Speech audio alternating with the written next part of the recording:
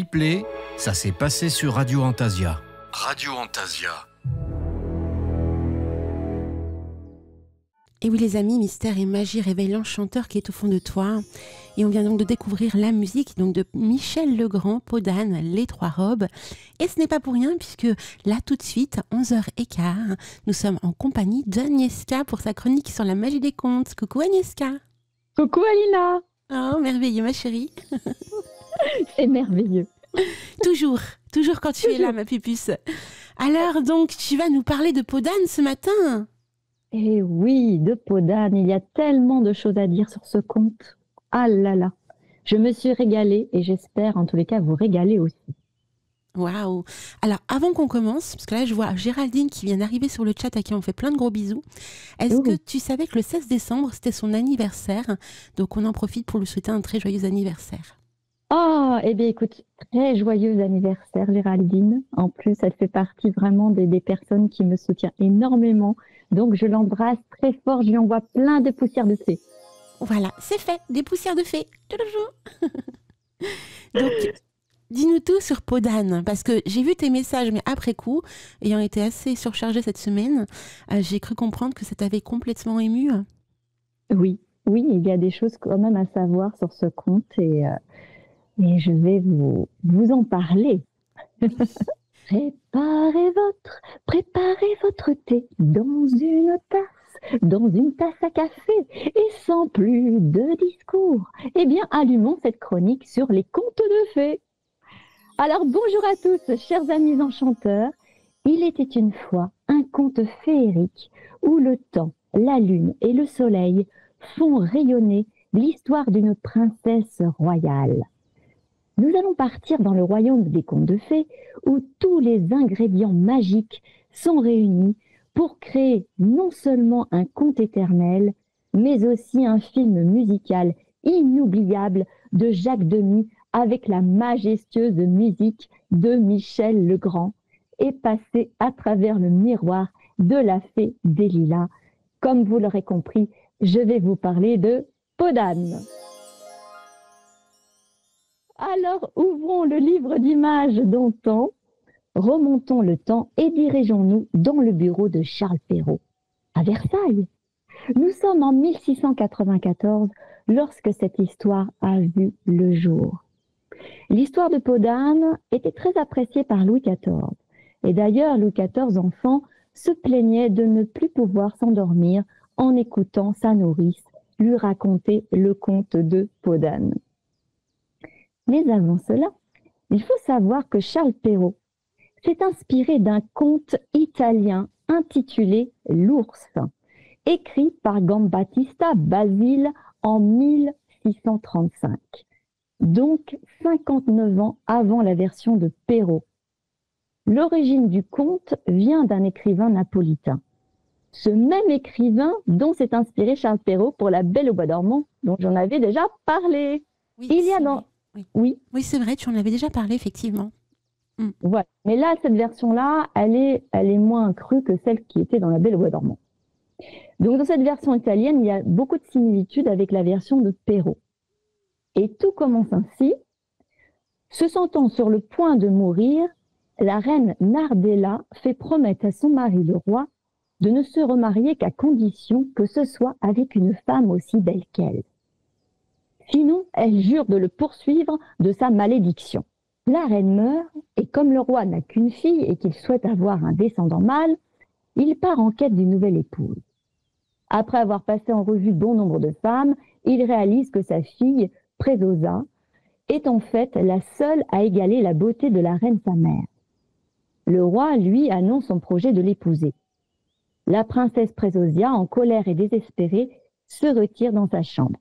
Donc là, on voit qu'il y a une forte similitude avec le conte de Peau d'âne, au départ. Et là, dans ce conte italien, ce n'est pas une fée.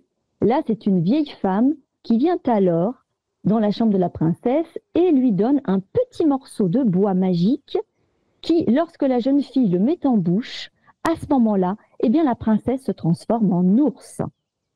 Donc, c'était un ours au départ, la fable.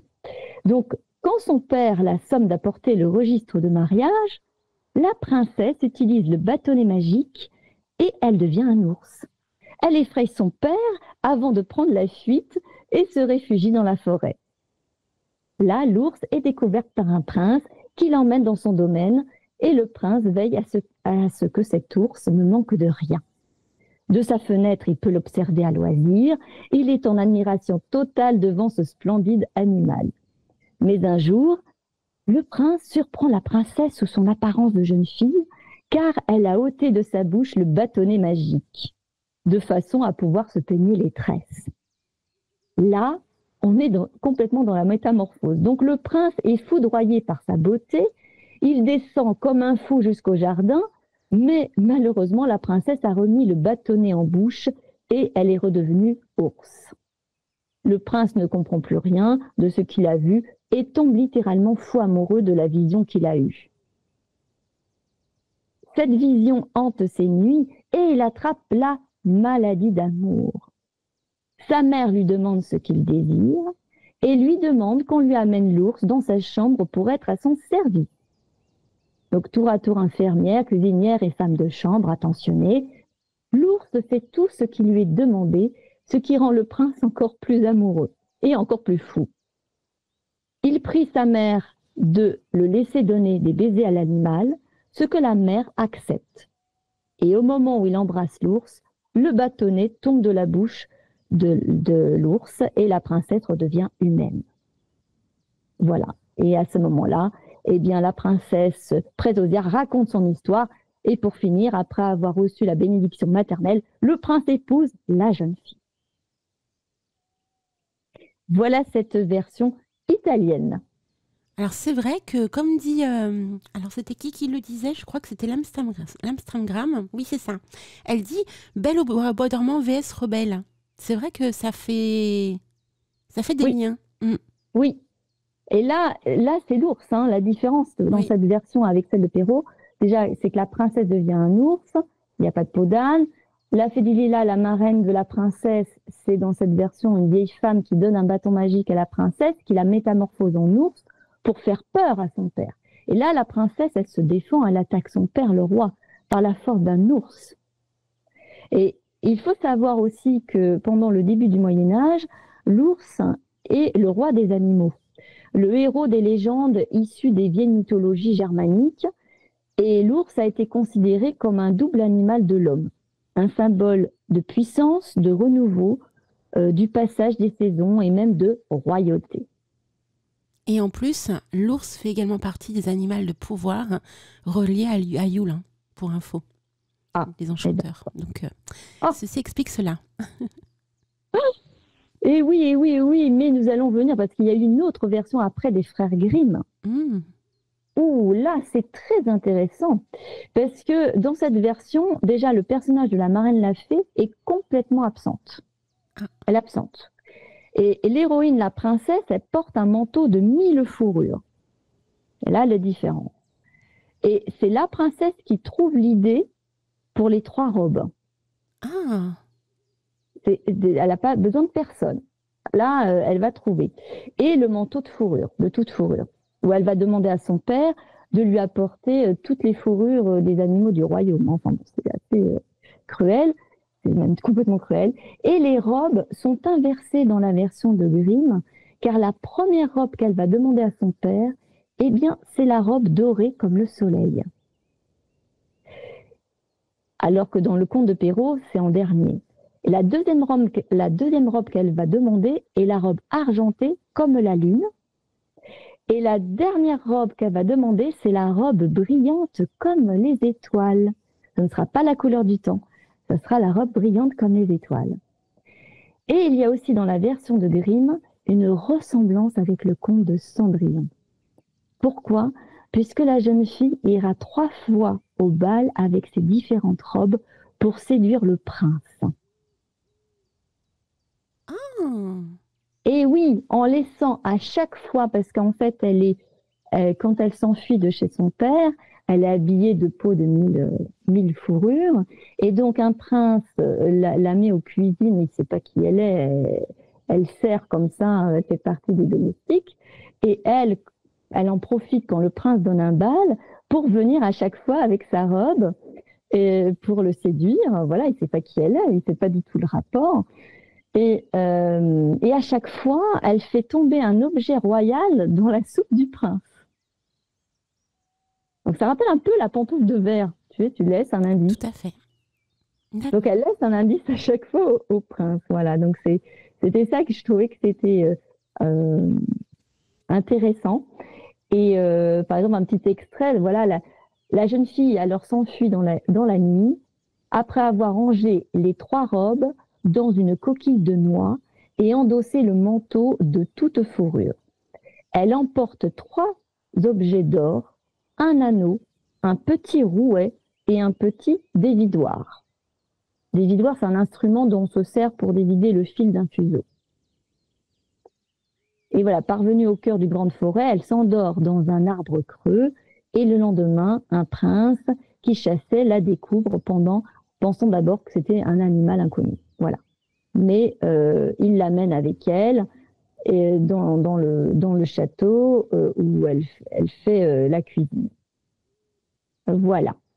Eh bien, que d'enchantement. C'était intéressant. Donc, je vous invite à le découvrir, le texte original. Il suffit de taper « Toute fourrure » des frères Grimm.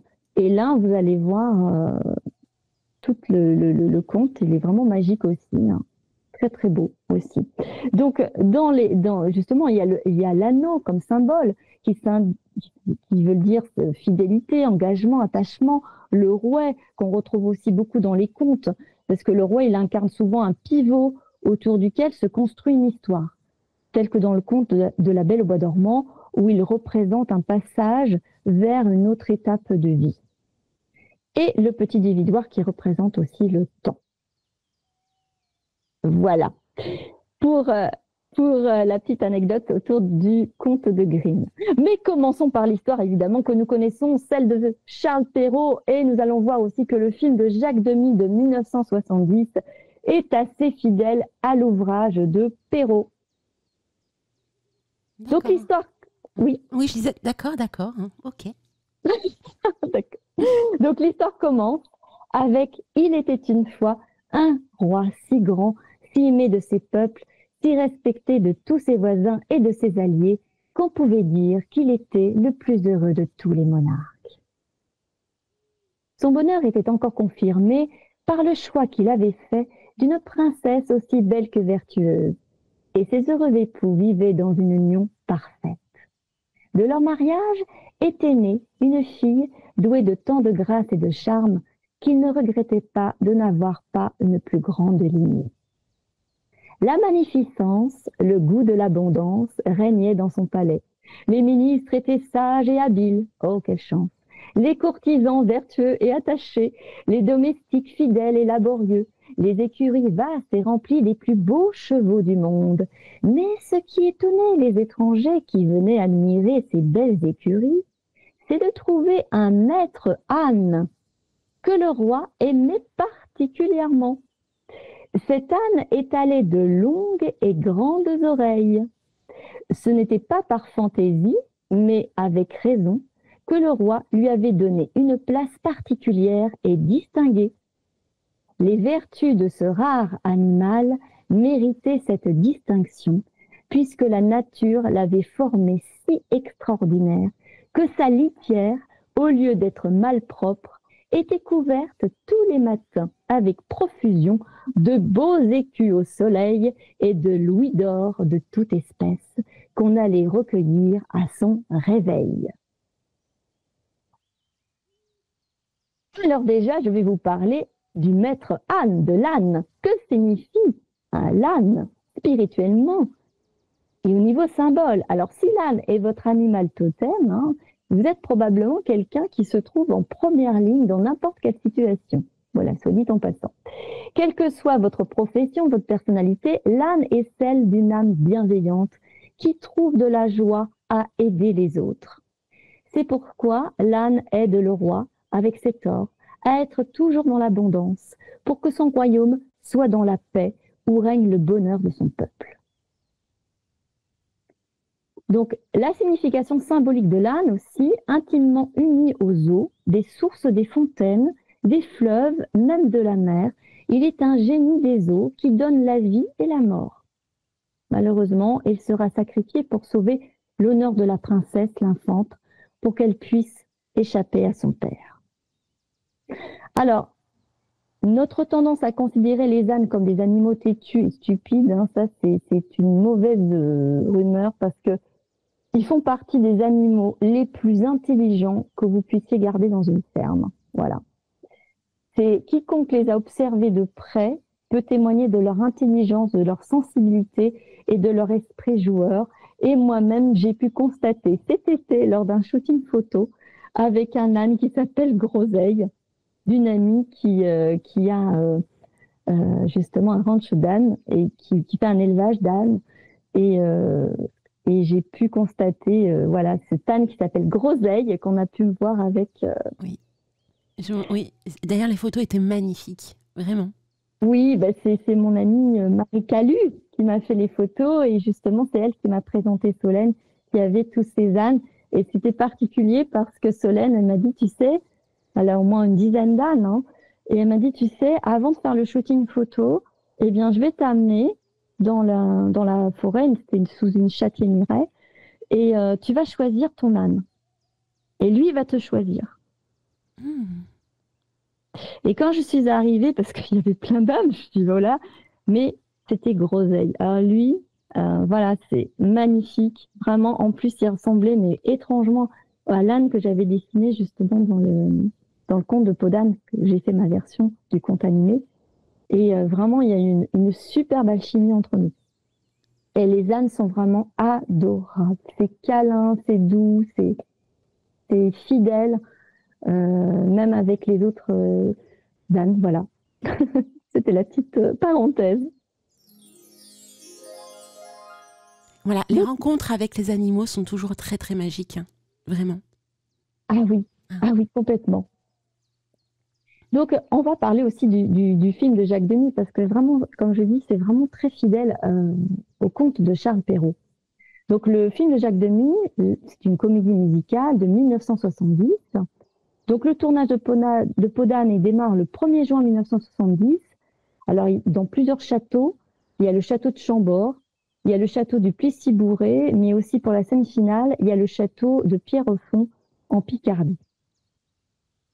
Donc, le tournage est dans les Yvelines, en Île-de-France. Alors, c'est en fait dans la ferme du château de Neuville, située à Gambais, qu'ont été tournées les scènes de la vie paysanne. Et c'est ici, dans la forêt, qu'a été tournée l'une des scènes les plus connues du film, le Cake d'amour. Alors, comment est venue à Jacques Demy l'idée d'adapter Podane au cinéma? Mais en fait, Jacques Demy, il a toujours aimé les contes de fées. Il a choisi celui-là parmi les contes de Perrault parce que c'était pour lui le plus étrange.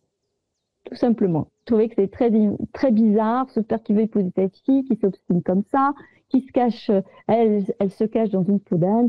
Il trouvait ça, voilà. Il voulait vraiment faire quelque chose à sa sauce. Alors évidemment, on va parler évidemment des personnages du conte de Perrault et du film de Jacques Demy qui sont vraiment similaires, vraiment. Donc le roi, évidemment, on imagine, il y a Jean Marais. Hein, on reprend ça, Jean Marais. Et au début, on le voit très heureux avec sa femme, la reine. Hein, c'est vraiment un couple très fusionnel. Et suite à la perte de son épouse, l'amour de sa vie, que le nœud de l'intrigue se compose. Avant de mourir, la reine demande à son époux de se remarier, mais qu'à la condition de se marier avec une femme plus belle et mieux faite qu'elle. Donc le roi est dévasté. Il prête serment malgré son immense chagrin. Il lui fait la promesse en pleurant qu'il exécuterait sa demande, mais c'est à contre-cœur. Le voici donc en quête d'une nouvelle épouse, les ministres qui font pression, voilà, sur le roi pour qu'il se marie, et on lui présente des portraits peints de prétendantes de toutes les contrées. Alors c'était ainsi que l'on procédait autrefois pour choisir une épouse, hein, par portrait. Hein. Faut savoir ça. Hein. Les rois, souvent, on amenait comme ça les portraits des princesses, des comtesses, enfin. Et après, ils choisissaient. Voilà. celle qui voulait. Alors, toutes sont rejetées, car aucune n'égale la beauté de son épouse, jusqu'au portrait de sa fille, qui est tout le portrait de la reine. Et là, la folie s'empare du roi, car il confond en fait sa femme disparue avec sa fille, qui lui ressemble terriblement. Et à un moment donné, d'ailleurs, le roi, même dans le conte de Perrault, voilà, c'est très similaire à Jacques Demy. Le roi, il va consulter un druide qui l'encourage à se marier avec l'infante. Donc, le druide est aussi pour quelque chose. D'ailleurs, dans le film et les illustrations du conte, voilà, le costume du roi est très imposant. Je ne sais pas si vous vous souvenez du costume de Jean Marais. Ah oui, non mais c'était une tuerie. Voilà, trop. Le costume du roi est très imposant. Ça fait même penser à un grand rapace aux ailes repliées. Vous voyez, ces grandes manches qu'il avait, ça fait un grand rapace. Voilà, prêt à envelopper, à mettre sous son aile. Alors, je mets quand même, il faut quand même le dire, le costumier. Qui a fait les costumes de Podane, parce que ça, c'est quand même le costumier, décorateur et scénographe Agostino Passé, qui est engagé pour imaginer les costumes féeriques et délirants des personnages. Et pour les 3 robes demandées par la princesse à son père, aux couleurs du temps, de lune et de soleil, et Agostino Passé et sa consoeur Guite Magrini se surpassent. Ils s'inspirent de Venise pour la création des robes.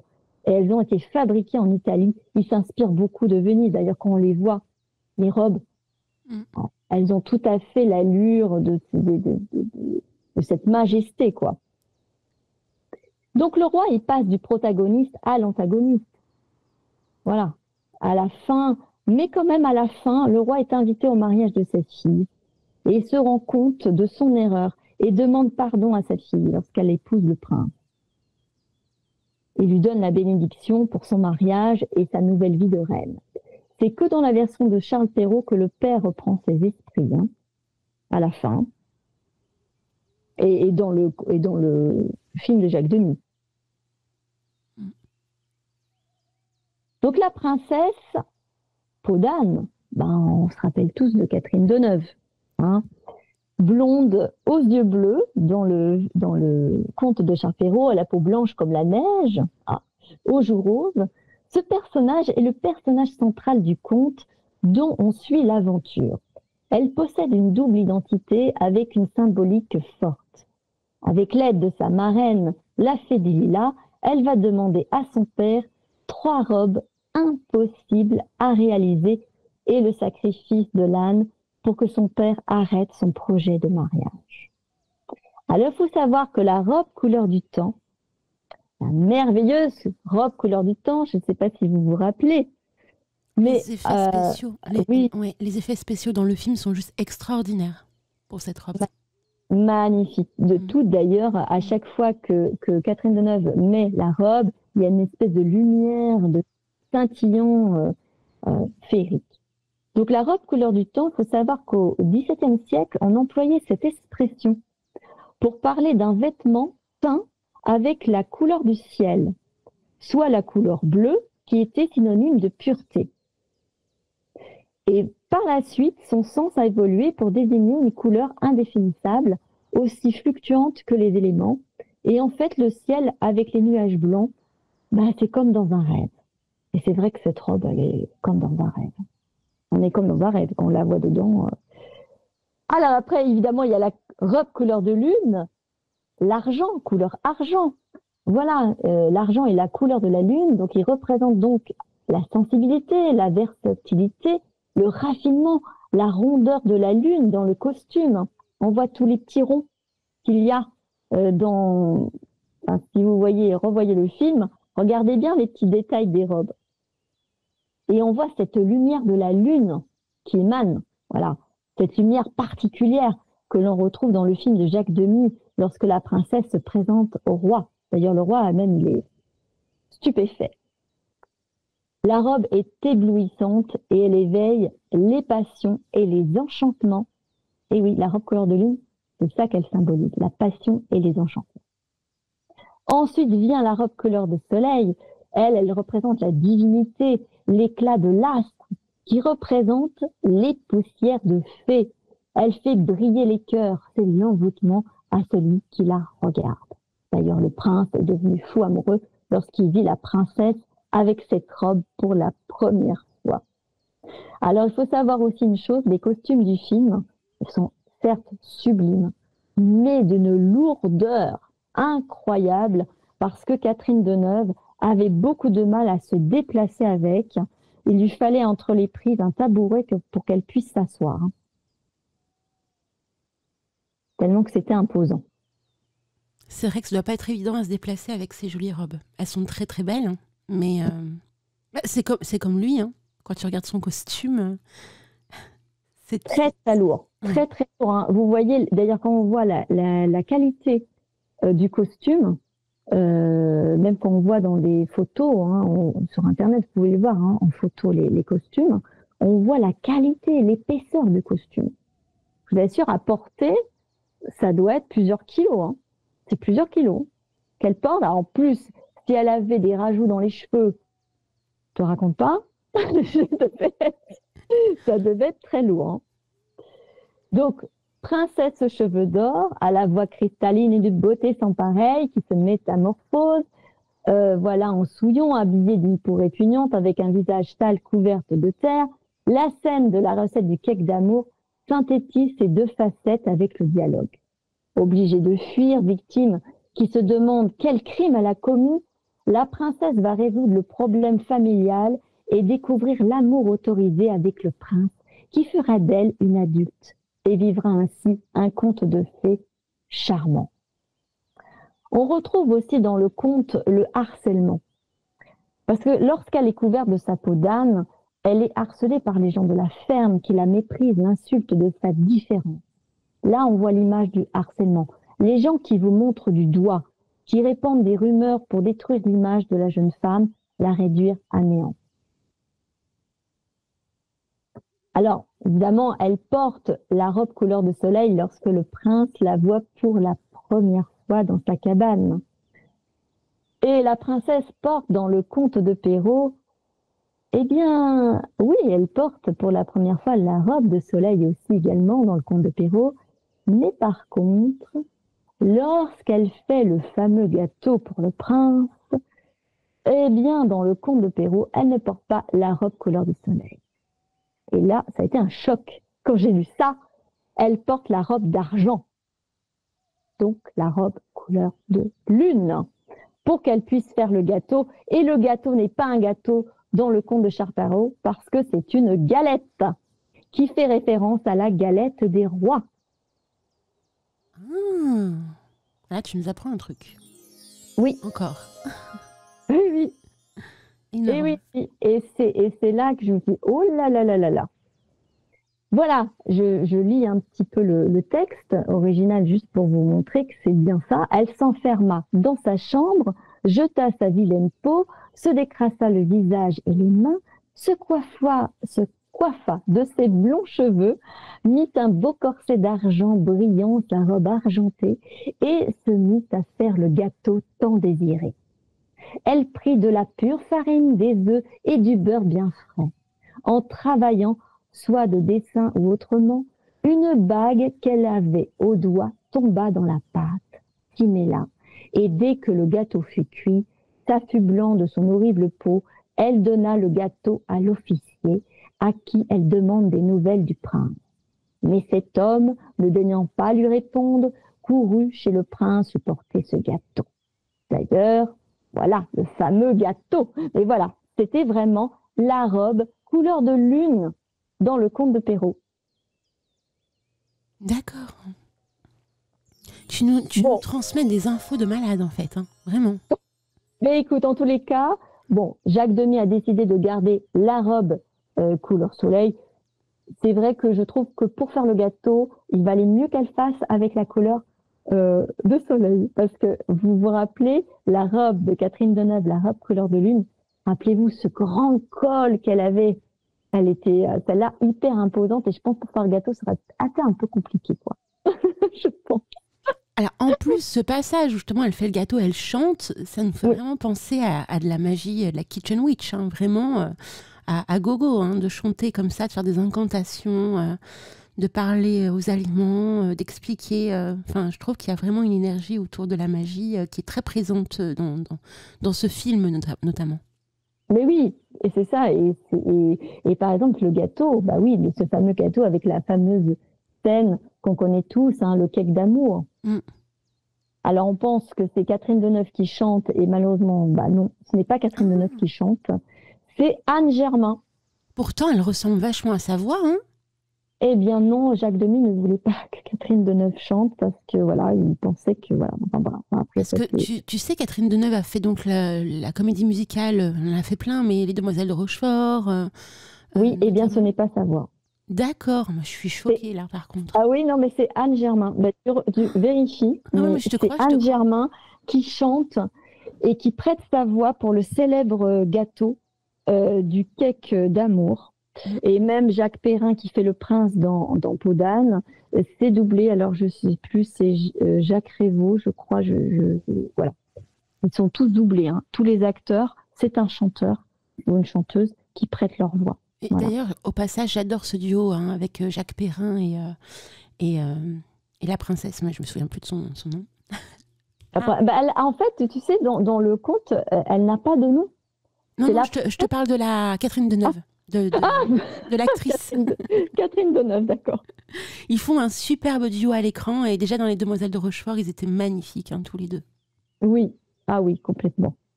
Complètement. Alors, Anne Germain, il faut savoir aussi, hein, elle prête sa voix bon, pour le cake d'amour, mais si on entend bien, elle prête sa voix également pour le générique télévisé comme L'île aux enfants. Ah, Mimi, écoute, L'île aux enfants avec Casimir. Oui, eh bien c'est elle, Anne Germain, qui chante L'île aux enfants, Les visiteurs du mercredi, dans les films musicaux comme Les Demoiselles de Rochefort. Voilà, et même dans Disney, Les Aristochats, elle fait la voix de Duchesse, de Mary Poppins, de Marianne dans Robin des Bois et de Bianca dans Les Aventures de Bernard et Bianca. Elle fait Bianca, c'est sa voix. Voilà. Sans rire. Eh oui. Wow. Eh oui, j'ai découvert ça, je dis oh merde. Shocking. Poussière d'étoiles, Alina. Ah oui, non, la poussière d'étoiles. Ah non, là, je suis shocking. Hein. Vraiment, j'ai toujours cru que c'était Catherine Deneuve qui chantait, vraiment. Mais vraiment. Eh bien, je vous invite en tous les cas à regarder, mais c'est vrai. Regardez bien dans les... moi, j'ai regardé tous les acteurs, actrices qui sont dans le film et on voit en dessous voix de Catherine Deneuve, chant. Voilà, Anne Germain. Voilà, vous allez voir. Regardez toutes les personnes, justement, voilà.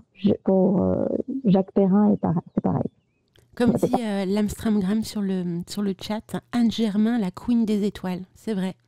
Ah oui, elle a une voix extraordinaire. D'ailleurs, aucune. J'ai déjà entendu des chanteuses qui ont repris la chanson du cake d'amour. Je n'ai jamais entendu vraiment cette alchimie dans la voix, même si c'est super bien chanté. Mais Anne Germain, c'était une chanson faite pour elle. Et si Michel Legrand a pensé à elle, c'est pas pour rien. Ah, c'est clair. Eh ben. Eh oui, Alina. Donc le gâteau, bah oui, c'est l'ingrédient magique pour rendre amoureux. Et voilà. Oui. Le gâteau est bien dans le conte de Charles Perrault, mais non, c'est une galette. Énorme. Et oui, c'est dans le célèbre film de Jacques Demy qu'il l'a transformé. Il a transformé la galette en gâteau.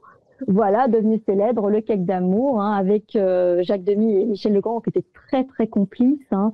Et lui, il l'a invité un soir à découvrir ses trouvailles, parce que Michel Legrand, il avait quand même un génie incroyable. D'ailleurs, est-ce qu'il y a des personnes qui ont déjà goûté ou fait le cake d'amour dans leur cuisine? Ah non, moi jamais. Les enchanteurs? Qui ont déjà mangé Non, moi personnellement, alors la frangipane d'amour, oui. Ah bah écoute, pourquoi pas? Pourquoi pas? Et oui, parce que voilà, le recette du cake d'amour, c'est une des chansons du film qui reprend l'analogie entre la fève de la galette des rois et la marque d'amour, la bague que laisse Peau d'âne dans le gâteau. Mais voilà. Oui, parce que c'est vrai qu'il y a une surprise à l'intérieur, comme dans la galette des rois, effectivement. Voilà. Et la bague, eh bien en fait, c'est une bague d'émeraude dans le gâteau. Oh. Oui. Donc la bague d'émeraude, elle est associée au cœur, à l'amour éternel. Et dans certaines cultures anciennes, on pensait que l'émeraude avait le pouvoir d'accroître la fertilité. Elle est souvent associée à la sérénité, la paix intérieure, l'harmonie. On dit que la pierre apaise l'esprit et favorise la guérison émotionnelle. Alors, sachant que le prince était malade d'amour pour elle, ce n'est pas un hasard que ce soit l'émeraude représentée. La bague d'émeraude représentée, elle représente un symbole en plus extrêmement puissant. Voilà. Et là, quand je pense à l'émeraude, moi, je sais pas toi, hein, mais je pense tout de suite à Dorothy Gale, tu sais, le magicien d'Oz, quoi.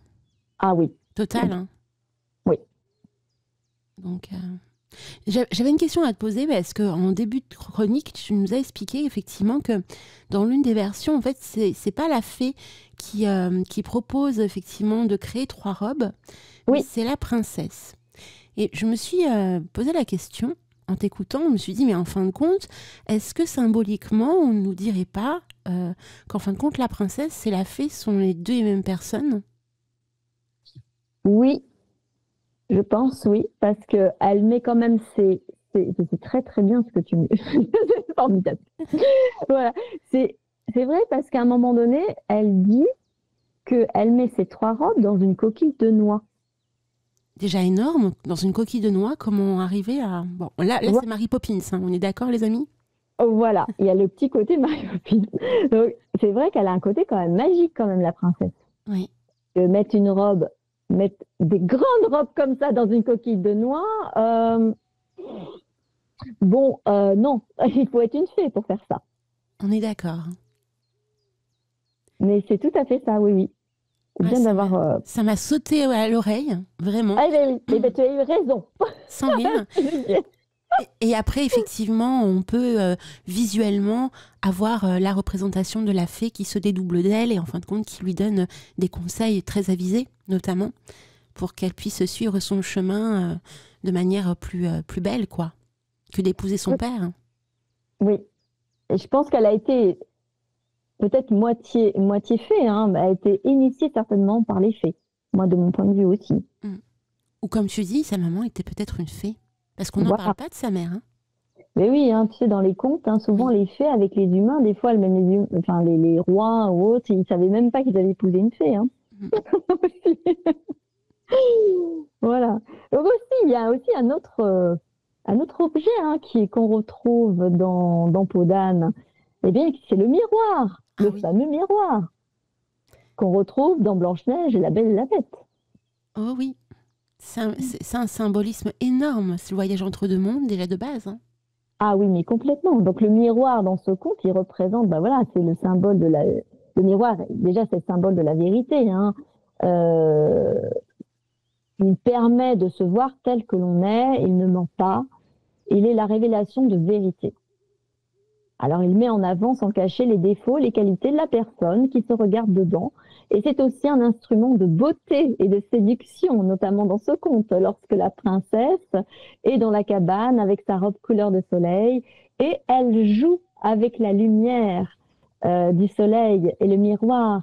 Elle éblouit le prince, rappelez-vous, lorsqu'il observe. En fait, elle l'a envoûté. Hein. Complètement. Donc, c'est bien une fée, elle est enchanteresse. Eh bien oui. C'est clair. Et si tu rajoutes à ça le cake d'amour, c'est une magicienne, on est d'accord. Ah bah complètement. C'est tout à fait ça. Et justement, en parlant de fée, nous allons parler quand même de la fameuse fée, la fée des Lilas, qui est la marraine de Peau d'âne dans le film et qui est interprétée par Delphine Seyrig. Oh. Voilà. Mais elle n'a pas de nom, par contre, dans le conte de Perrault. C'est juste la marraine la fée. Comme dans Cendrillon. Donc effectivement, il y a encore une corrélation. Voilà. Alors, c'est elle qui vient au secours de la princesse face à la demande du roi. C'est elle l'instigatrice des demandes, les épreuves infligées au roi, jusqu'à l'ultime, tuer l'âne banquier, lui faire la peau, et donc supprimer ce qui fait le royaume, donc ce qui fait le roi. Alors, cette fée, elle est rancunière. C'est le défaut des fées, hein. Il ne faut pas les contrarier. Hein. Encore une. Elle n'utilisera sa baguette magique en dernier ressort après avoir épuisé tous ses charmes. Alors, parce qu'on voit qu'il y a quand même une rancœur amoureuse dans le film entre la fée et le roi. Et une vengeance construite par l'intermédiaire de Podane. Parce qu'apparemment, le roi, avec elle, ils auraient eu une idylle. Mais lui, il a épousé la reine sa mère, à Podane. Donc, voilà. Jadis, à un moment donné, elle dit, jadis, elle a connu, j'ai connu votre père. Voilà. Et donc, le personnage de la fée, il est enjolivé par rapport au conte de Perrault. Là, on peut voir cette actrice magnifique. Hein. La fée, elle est très féminine. Elle change de couleur de robe comme elle le veut. Voilà. Alors que la fée, normalement, traditionnellement, elle joue un rôle un peu côté maternel et protecteur. Hein. Là, la fée des Lilas, elle est séductrice. Hein. On le perçoit hein, dans ses souhaits. Hein. Alors, éloigner Podane d'un père entreprenant, pour la préserver, mais également pour éloigner une sorte de rivale. Parce que la fée, elle était en fait amoureuse du père, dans le film. Oui, tout à fait. Effectivement, là, je me souviens. Et d'ailleurs, elle utilise souvent le terme manigancer dans le film. J'ai tout manigancé. Elle dit ça. Ah, très, très, très fine. Hein. Et évidemment, nous allons passer, on va revenir de toute façon un petit peu parce qu'il faut que je présente quand même vite les personnages. Mais c'est vrai que le prince, Jacques Perrin, l'acteur, voilà, c'est un prince qui aime l'aventure, mais il s'ennuie. Et puis un jour, il est foudroyé par la beauté de la princesse. Et évidemment, quand il la voit dans cette belle robe couleur de soleil, il se demande si c'est une nymphe, encore une fée. Il veut forcer la porte, mais il a peur en même temps de tomber sur une véritable fée. Il y a la peur d'aimer, en fait, qu'on retrouve là-dedans, dans cette scène. Il veut, mais en même temps, il peut pas. Et il tombe malade d'amour, car personne ne croit qu'il a vu une princesse dans la cabane de Podane.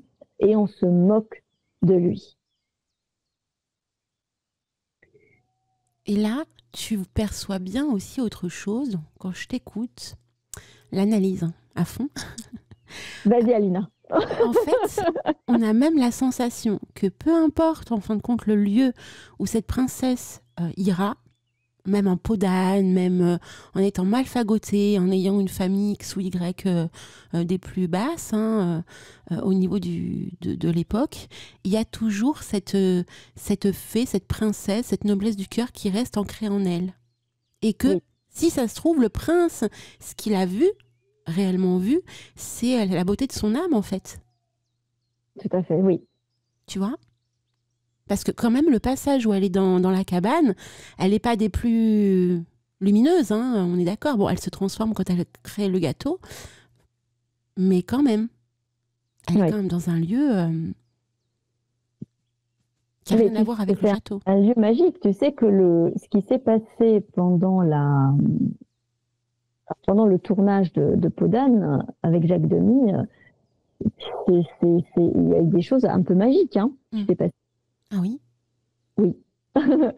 Et surtout que je suis tombée sur un article récemment, une anecdote des archéologues qui sont venus sur le lieu de tournage. Et depuis 2016, ils y sont, qui sont sur le lieu du tournage de Podane à Gambais dans les Yvelines. Et là, ils disent « Traverser la ferme du château de Neuville dans les Yvelines est une expérience riche en émotions. Oh. Les souvenirs remontent immédiatement. Ici, devant ce mur de pierre, il y avait la longue table de banquet et Jacques Perrin chantant qu'il venait de trouver l'amour au passage, celui qui rend fous les plus sages. » C'est beau, là, ce que tu me dis, j'ai eu des frissons. Et là, dans le coin, la petite porte d'où sortait la sorcière au crapaud. Rappelez, quand Podane arrive et qu'il y a cette vieille femme là qui a des crapauds qui lui sortent de la bouche. Là, Jacques Demy fait référence au conte de Perrault, Les Fées. Oui, tout à fait. Voilà, quand la sœur, la méchante sœur, elle était méchante avec une fée et puis il lui sort des crapauds de la bouche. C'est à cause de la mer, hein. Oui, voilà, encore. Encore. Alors, toutes les portes de la ferme ont d'ailleurs été repeintes en rouge, en souvenir du prince charmant qui a immortalisé les lieux cet été 1970. Et alors, la mythique maison de Peau d'Âne, cette cabane en bois où Catherine Deneuve confectionnait son cake d'amour, dans le bois, eh bien, il reste des petites choses. Et les archéologues ont retrouvé des petites planches en décomposition, bon ok, mais des fragments de miroirs, des éclats de verre et surtout aussi, ils se sont rendus compte qu'il y avait des strass de diamants qui ont ressurgi de la terre. C'est-à-dire qu'ils disent, rendez-vous compte, il est sûrement tombé il y a 45 ans de la robe couleur de soleil de Catherine Deneuve.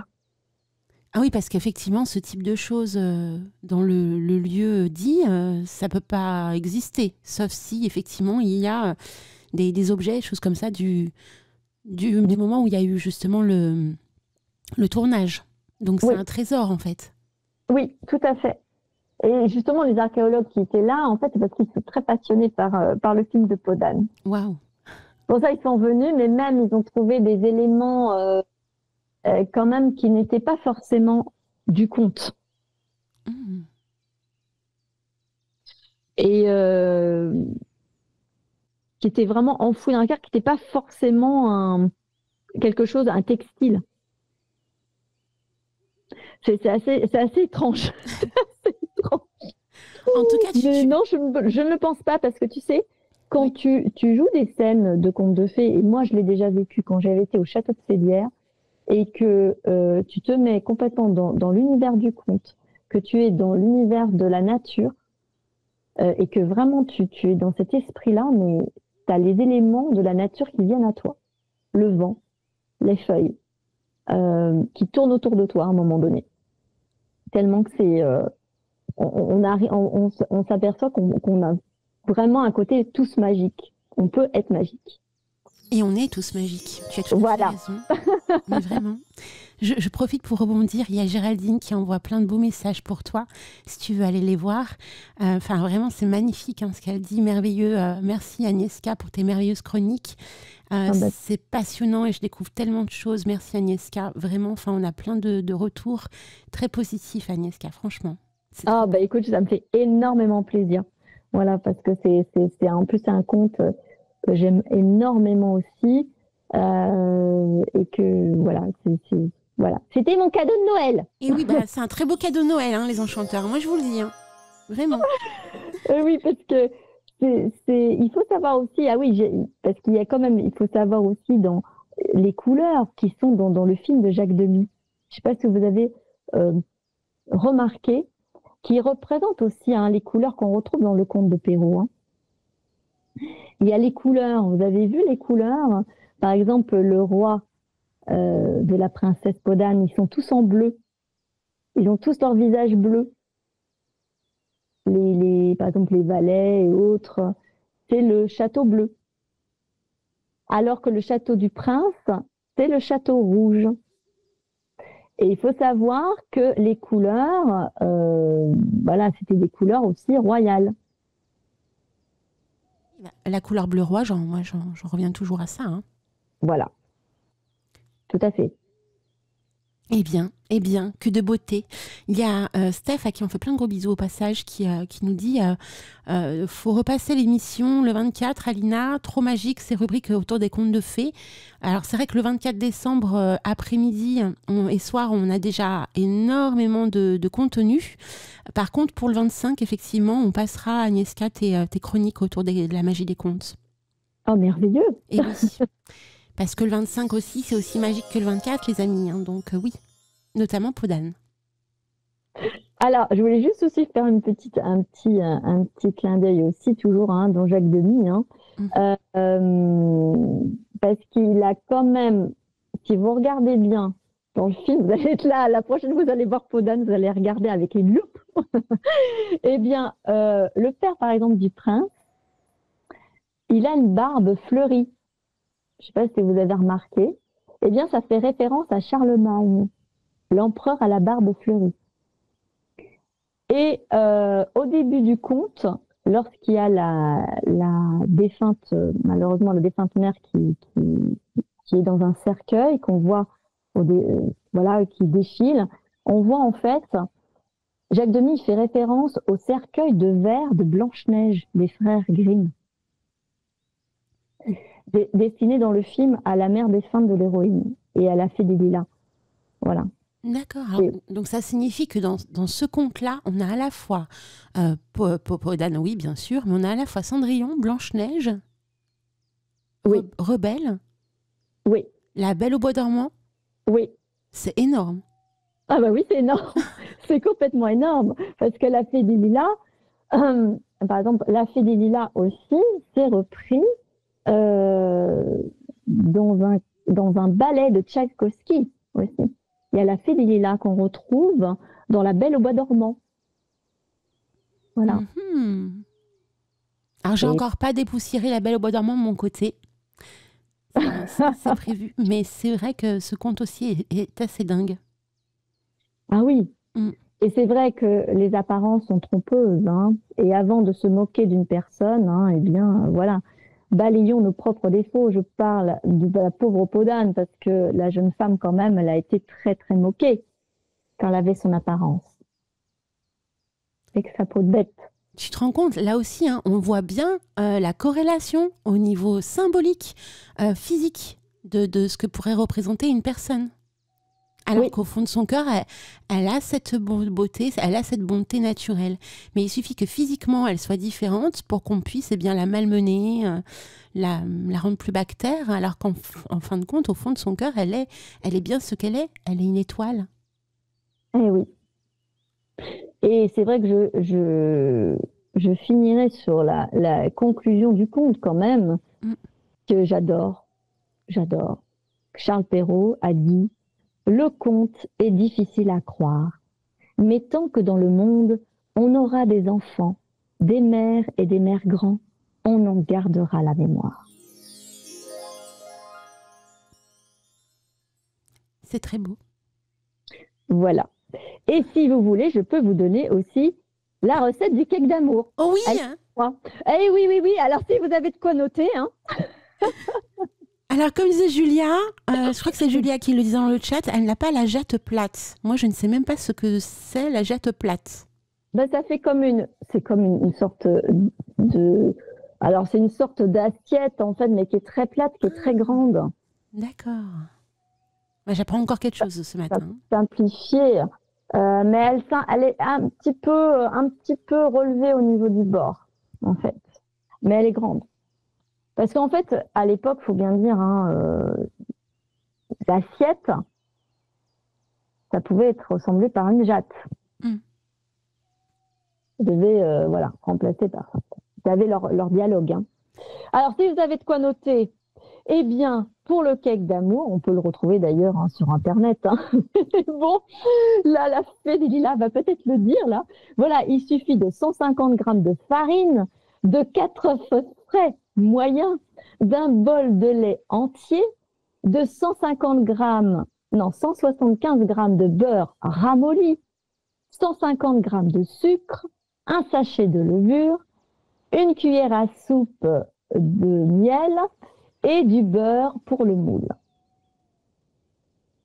Mais bon, je te donnerai ça, vous pouvez le retrouver de toute façon, c'est quand même incroyable. Et voilà, préparez votre pâte dans une jatte plate et sans plus de discours, eh bien, allumez votre four. J'adore. Ah oui, mais on a envie de chanter, hein. Ah bah oui, hein, toujours. On pourrait tous chanter d'ailleurs, on pourrait tous chanter, hein. Prenez de la farine, versez dans la terrine, 4 mains bien posées autour d'un puits crevé. Mais tu la connais par cœur?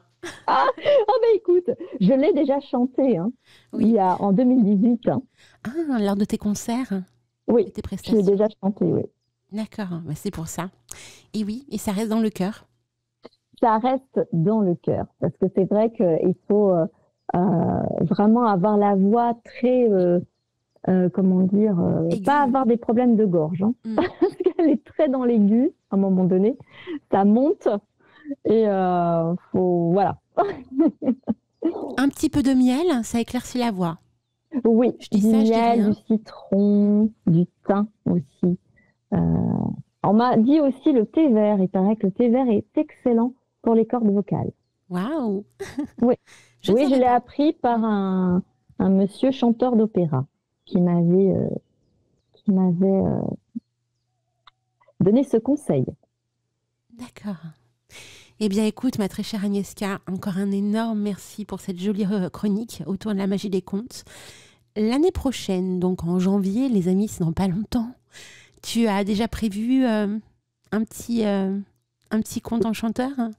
Oh, pas qu'un petit conte. Oh! Pour le dimanche 26 janvier, je pense que ça va plaire à Géraldine. Ah! Ah, Ah! ah, eh bien oui, la prochaine chronique sera sur la légende de Blanche-Neige. Waouh! Ça promet du bouillon. Oui, Blanche-Neige d'ailleurs. Pourquoi je dis la légende de Blanche-Neige? Je ne sais pas. Je me suis dit, tiens, c'est nouveau. Je ne Non, connaissais non, pas. c'est Blanche-Neige tout simplement. D'accord. Ça sera Blanche-Neige. Ce n'est pas un nouveau truc. Mais en fait, apparemment, elle aurait peut-être déjà existé. Oui. Voilà. Tout à Donc, fait. c'est pour ça que je dis Blanche-Neige. Voilà. C'est la légende de Blanche-Neige. Mais on va dire Blanche-Neige tout court. Et effectivement, on sera en totale corrélation puisqu'au mois de janvier, on a encore beaucoup de froid présent. La neige aussi. Et oui, c'est pour ça. Et puis c'est un film qui va bientôt sortir en plus chez Disney. Tout à fait. Au mois de mars. Et qui fait déjà polémique d'ailleurs. Pas encore sorti. Beaucoup de polémiques, voilà, pour X raisons, voilà, bref. Mais bon. Mais en tous les cas, Blanche-Neige, moi j'ai l'immense joie de vous annoncer un scoop quand même. Oh. C'est que mon prochain conte animé sera également Blanche-Neige. Eh bien les amis, que du bonheur, que du bonheur. Et je t'imagine vraiment bien avec le conte de Blanche-Neige dans tes créations, vraiment. Eh bien écoute, c'était le premier que j'avais fait, mais je l'ai fait que juste narratrice en fait. Je raconte juste l'histoire dans des décors. Et je n'ai jamais interprété Blanche-Neige ni la méchante reine en fait. C'est le seul conte que c'était mon tout premier. Et je me suis dit à ce moment-là, tiens, ça serait bien finalement maintenant, de jouer le personnage. Tout à fait. Voilà. Ça promet du Donc lourd. voilà, Hein. vous êtes les premiers à le savoir. Ah, merci, vraiment, merci pour l'info. Vous voyez, Agnieszka est merveilleuse. Elle nous plonge au plus profond de notre être. Oh. Vraiment, c'est juste puissant. Merci beaucoup. Merci à toi. Ah écoutez, je vous envoie mes pleins de poussière de fée. On t'embrasse bien fort. On souhaite de très joyeuses fêtes à tous les enchanteurs. Il est 12h12. Je vais devoir donc arrêter la radio. Mais on pense bien fort à vous. Très joyeuses fêtes. Et on se dit donc à l'année prochaine pour d'autres aventures enchanteresses et magiques. Oui, à tous les enchanteurs de très belles fêtes. Bisous les enchanteurs. Bisous, bisous, poussière de fée. Replay, ça s'est passé sur Radio Antasia. Radio Antasia.